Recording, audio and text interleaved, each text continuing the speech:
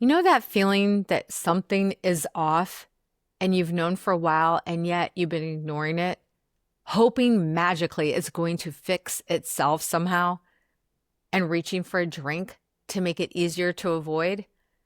Yeah, I did that myself for years. Maybe it's your marriage, your health, your faith, or it's all three. And here's what you're really good at: focusing on that one thing that is working and pretending that the rest doesn't even matter until it does. A former colleague of mine, his name is Brian Bogart, said something over 5 years ago to me, to this day still sticks. And he said, we all have our own AI built within us. He wasn't talking about artificial intelligence, but awareness plus intentionality. Because you know what happens when you pair those two? You become invincible. But for most people, especially men, they have awareness. They know what's broken. They just don't have the intentionality to do anything about it. So today we're talking about why you're ignoring the hard stuff, why drinking becomes a go-to solution, and how to activate your AI, your awareness plus intentionality. I'm going to share with you the 1 5-minute tool that creates both. It's called WIGS, and it could be the one thing that changes everything for you. Because without intentionality, awareness is just guilt. And without awareness, you can't fix what you can't see. And this, my friend, is how we get unstuck. Let's get into today's episode. Welcome to Beyond the Gray, the podcast about gray area drinking and how it impacts your health, relationships, purpose, and faith. This is where we have real conversations about the topics successful men over 50 don't usually talk about out loud. If you've built a great life but keep asking, is this it? You're not alone. When alcohol becomes your go-to off switch and your marriage, health, or purpose feel disconnected, you're in the right place. I'm your host, Kari Schwear, and this, my friend, is where the gray ends. Hi, if you're new here, I'm Kari Schwear. I'm the founder of Gray Tonic. I'm an executive life coach, and I specialize in gray area drinking and life transformation for midlife leaders and business owners. This podcast was made for those that are stuck in their second half of life. They're successful on paper, but something inside of them is asking for more. It's all about creating less autopilot and more clarity. And yes, more awareness with intentionality, less numbing and more presence. Today, we're going to be talking about not just gray area drinking, but the other areas in your life that are considered in the gray area. Maybe that's your health, your relationships, your faith, and your purpose. Because you know what? Drinking is rarely the only gray area. It's just the one that is the easiest to see. So today we're going to talk about what happens when you ignore what's broken and why intentionality is the only way out. You know, I want to share a little story with you. I recently reconnected with somebody that has been in my orbit for quite some time, and he shared how amazing his business has been going. Revenue is up. It's the highest it's ever been. His clients are happy. His team is growing, and they're crushing it. But then he went on to share something else. His marriage is basically dead. There is no intimacy. If they do have any sort of relations, it's like once every 2 months. That's not partnership, my friend. That's called roommates. His health, he hasn't been to the gym in months. Actually, I think he said closer to a year. This is a guy that used to work out 5 days a week, and now he can't find the time. His well-being is pretty much non-existent. There's no focus on sleep. There's no focus on recovery. It's just grinding every single day. And his drinking, well, it's up again. More than he wants to. He admitted he started with just 1 or 2 at dinner. Now he's back up to 3 or 4 every single night. The blinders are on. He's been so focused on the one thing that is working that he's ignored everything else in his life. and somehow just hoping and praying that it's going to get better on its own. And the truth is, it won't, because it isn't a rare thing. This is what a lot of men do. They focus on what is working and ignore everything else that isn't, and hoping that it will fix itself somehow. Another guy that I know very well, he just quit drinking, finally gets that under control. Okay, yes, high five on that. He feels great about himself, but now his marriage has fallen apart and his faith is dormant. He said he hasn't been to church in a very long time and that his health is declining. He just went on blood thinners. He fixed one area and yet ignored the rest. And you know what? They're not alone. We all do this.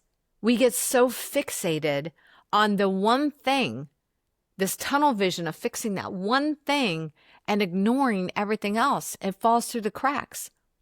Of course you're reaching for a drink. Of course you are. It works.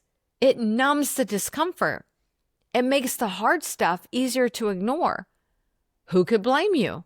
I did the same thing. But here's what is happening. It doesn't actually work. It just delays the reckoning that's happening behind the scenes. And you know what? Culturally, we get so many mixed messages, right? We're told that work hard enough and everything else will sort itself out. That's a lie. Or we also hear success in one area means you're doing fine overall. Focus on your strengths. Ignore your weaknesses.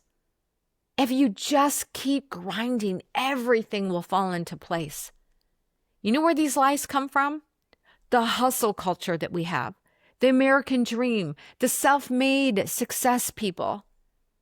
Can I tell you, that's not all true. They also say winners focus on winning. Okay, productivity gurus telling you to double down on what is working. Okay, where's that getting you? And then the promise that they share. If you just nail business, you'll have time for your marriage later. Work hard now. If you just close the deal, you'll get back to the gym next week when you have more time. If you just make it through this quarter, you'll reconnect with God. Everything else can wait. You know where that leads? Burnout, and a dying marriage, and a body that's falling apart, a faith that's completely dormant, and drinking that gets crept up because it's the only thing that takes the edge off. And let's be honest, alcohol becomes the easiest solution because it works. End of a long day, you pour a drink. Stressed about your marriage, you pour a drink. Feeling disconnected from yourself? You guessed it, pour a drink. It numbs the discomfort. It makes it easier to avoid the hard conversations that you don't want to have. And it helps you ignore what isn't working. And who could blame you? I get it. You're exhausted. You're carrying everything. And no one warned you that success in one area doesn't mean that you're fine overall. The gray area it creates is that you're saying you are fine, but you're also not. You are successful, but you're also empty. You're managing, yes, but you're also falling apart in other areas. And the drinking was just one more thing that you get to manage.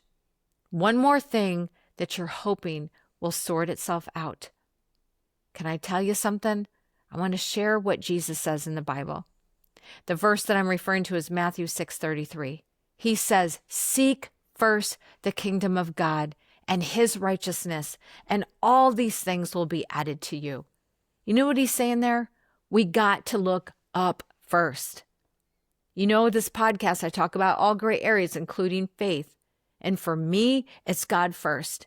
Because without the Creator first in my life, everything else goes to pot. Everything else flows from our faith. Not success first, it's God first. Not business first, then faith. It's God first. The other thing Jesus said is, a house divided against itself cannot stand. I'm going to read that again. A house divided against itself cannot stand. That's in Matthew 12:25. You can't compartmentalize your life. You can't have a thriving business and a dying marriage and call that success. You can't have a healthy bank account and then a sick body and call that winning. The kingdom says stewardship. You're not just responsible for the one thing that is working. You're responsible for all of it. Your body, your faith, your marriage, your purpose. All of that matters. What changes is when you see it this way. You stop ignoring what is broken. You stop hoping that it's going to fix itself, and you start being intentional about all of it. The truth is that you cannot optimize one area and ignore the rest. You can't just build a life on a crumbling foundation. You have to address it all. And the drinking, my friend, well, when you start being intentional about the hard stuff, the drinking becomes less necessary because you're not avoiding it anymore. You're actually addressing the root. You know, when I quit drinking, I was so laser focused on my body and my health. I was all in. I worked out all the time. I was eating clean, feeling amazing. And I was so proud of myself. You know, let me pat myself on the back. But here's what I ignored. I ignored my relationships with my friends and my husband.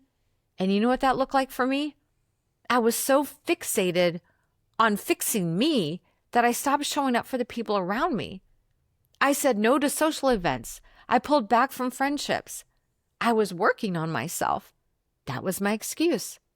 And I used that to ignore everything else. And you know what it cost me? My friendships.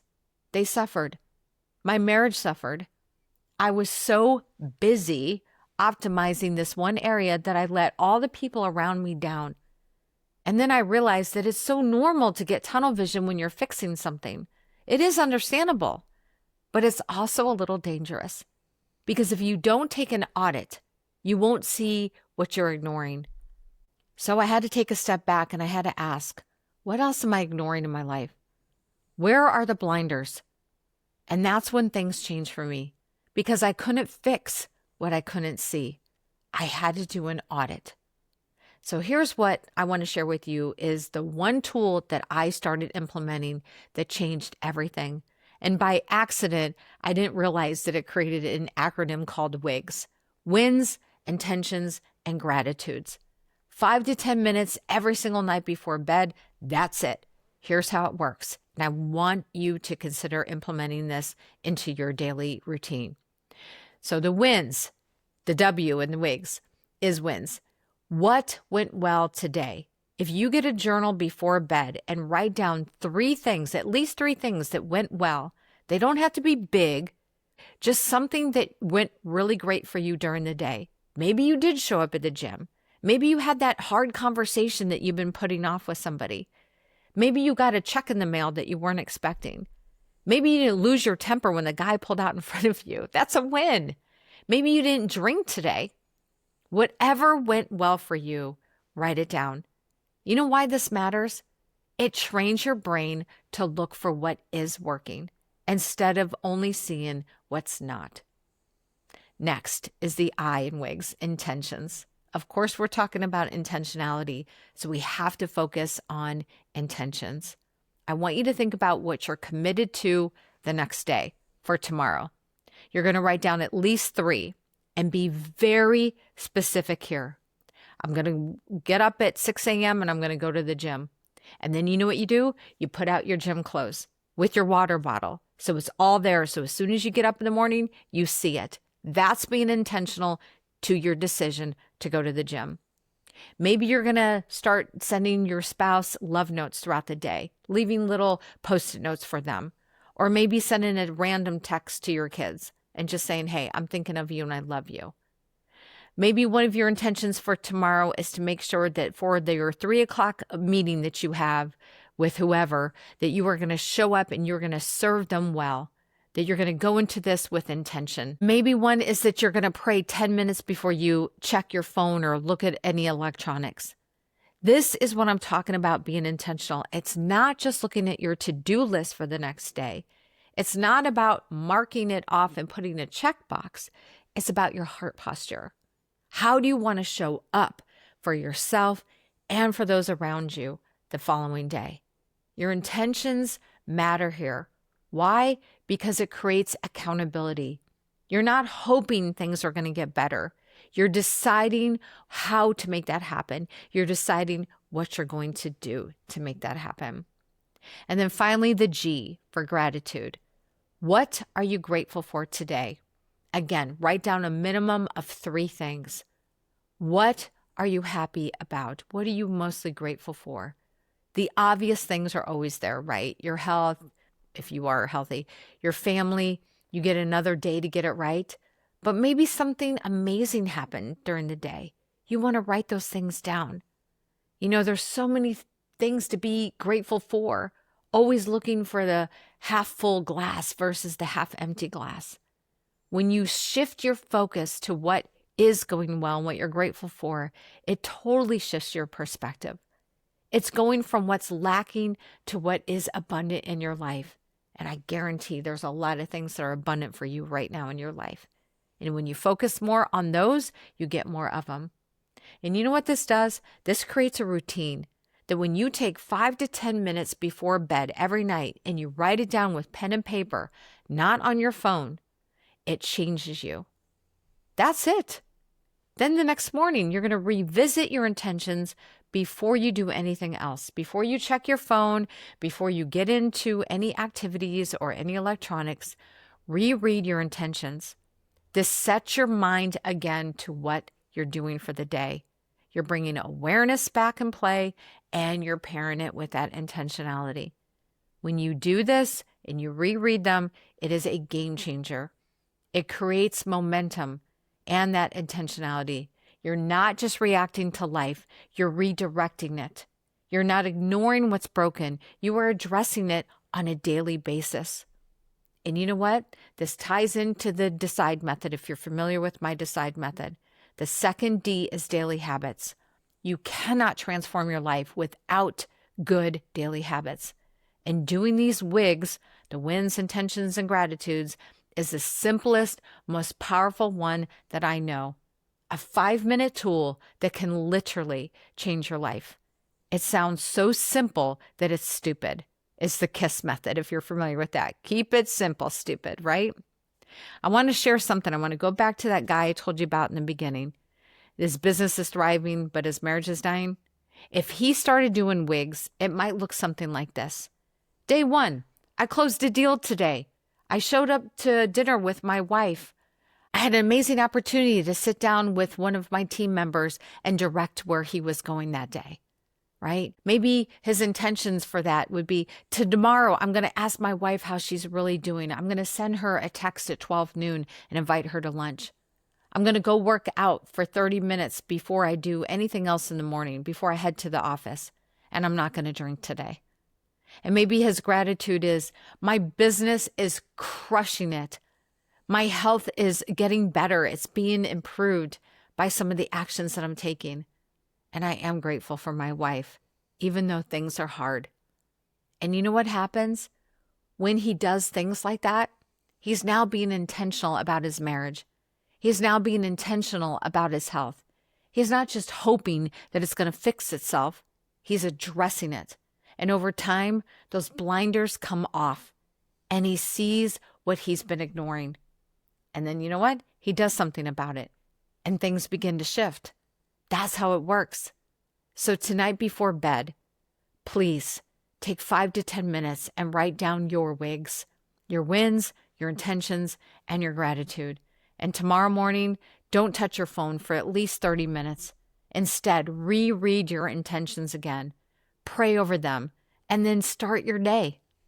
And you know what else you can do? Take the gray area audit.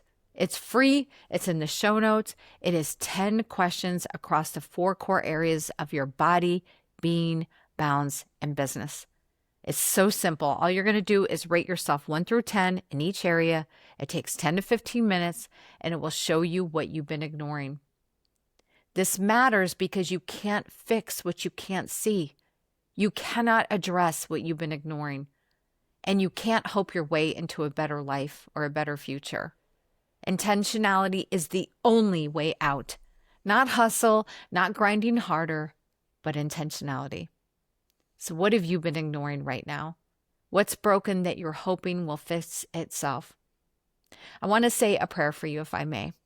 Okay, bow your head if you will, if you can. God, show me what I've been ignoring. Show me where the blinders are on. Give me the courage to address it. Not tomorrow, not next month, today. Help me to be intentional about all of it. My body, my faith, my marriage, my purpose, all of it. Amen. If you've been ignoring what's broken and you're hoping that it fixes itself, you're not alone. We all do this. I did it. But today is your chance to stop. Start implementing the WIGS. Take the gray area audit this week and get intentional about all of it. Of course you reached for alcohol because it worked. Who could blame you? But now that you know it doesn't actually work, so let's focus on what does. Intentionality and awareness, daily habits, and addressing what's broken instead of ignoring it. I'm so glad that you joined me this week. We are going to shift gears again next week, and I'm excited for you to join me back. And can you do me a favor? If you've been enjoying this podcast and you're not already subscribed or following the show, please consider doing so. And if you're watching this on YouTube, can you give it a like and subscribe and maybe leave me a comment? I'd love to know what you're feeling about this show and how it's helping you. I thank you in advance, and remember, there is life beyond the gray. I'll see you next week.